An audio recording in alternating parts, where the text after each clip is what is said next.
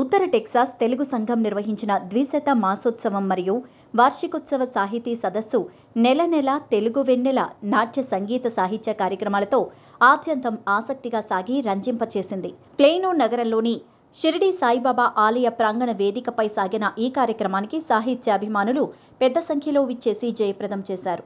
గత 200 మాసాలు అప్రతిహత ధారావాహికగా కొనసాగుతూ భాషా ప్రేమికుల ఆదరణను పొంది సాహిత్యానురక్తి కలిగిన ఔత్సాహికుల కోసం ఆత్మీయ వేదికగా వెలుగొందుతున్న తెలుగు వెన్నెల ద్విశత మాసోత్సవం మరియు వార్షికోత్సవ సదస్సు చిన్నారి సమన్విత మాడ ఆలపించిన వాతాపి గణపతిం భజేహం ముత్తుస్వామి దీక్షితర్ గణపతి కీర్తనతో ప్రారంభమైంది.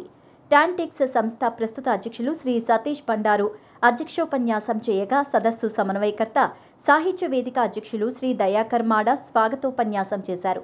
ఆ తర్వాత ఈ మధ్య దైవ సాన్నిధ్యం చెందిన ఈనాడు సంస్థల వ్యవస్థాపకులు తెలుగువారి తెలుగు తేజం శ్రీ చెరుకూరి రామోజీరావు గారికి శ్రద్ధాంజలి ఘటించారు. సాహిత్య విభాగ ప్రారంభంలో ప్రముఖ ప్రవచనకారులు, ఆధ్యాత్మిక ప్రచారకులు తట్ట శ్రీనివాస చక్రవర్తి ఆధునిక సమాజంపై భగవద్గీత ప్రయోజనం అనే అంశంలో భాగంగా ప్రసిద్ధ భగవద్గీత శ్లోకాలను ప్రస్తుతించి నేటి సమాజ జీవన ప్రయోజనాలకెలా వర్తిస్తాయో వివరించారు. ప్రఖ్యాత హాస్య రచయిత, బహు సాంస్కృతిక కార్యక్రమాల నిర్వహణకర్త శ్రీ సాయి లక్కరాజు గారు విశిష్ట అతిథిగా జనహితం సాహిత్యం అనే అంశంపై ప్రసంగించి ఆకట్టుకున్నారు.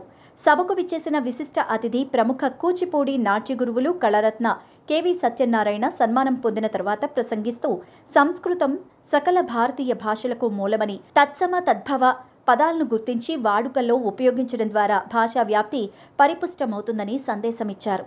ప్రసిద్ధ చలనచిత్ర గేయ, లలిత గేయ రచయిత డాక్టర్ వడ్డేపల్లి కృష్ణ గారు లలిత గీత వికాసం అనే అంశం గురించి మాట్లాడుతూ గేయ రచనా రీతి, స్వరూప స్వభావాలు, ప్రస్థాన క్రమం సాధికారికంగా వివరించారు.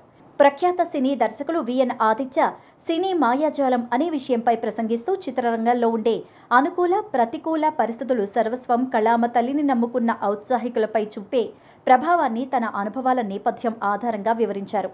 ఇక చివరి అంశంగా ముఖ్య అతిథి శ్రీ తనికెళ్ల భరణితో ముఖాముఖి కార్యక్రమం పూర్తిస్థాయి రసవత్తరత సాధించింది. నాటక రచన, నటనా రంగాల్లో రచయితగా, దర్శకునిగా అనేక జీవన సాఫల్యాలు సాధించి తెలుగు సమాజంపై తనదైన ముద్ర కలిగి ఉన్న భరణి గారి జీవితంలోని ప్రతి మలుపు గురించి ఏ ఒక్కటి విడువకుండా సభాసదులు సంధించిన ప్రశ్నలకు అడిగిన తడవే తట్టాలున వెలువడ్డ చమత్కార భరిత సమాధానాలు ఔరా అనిపించాయి.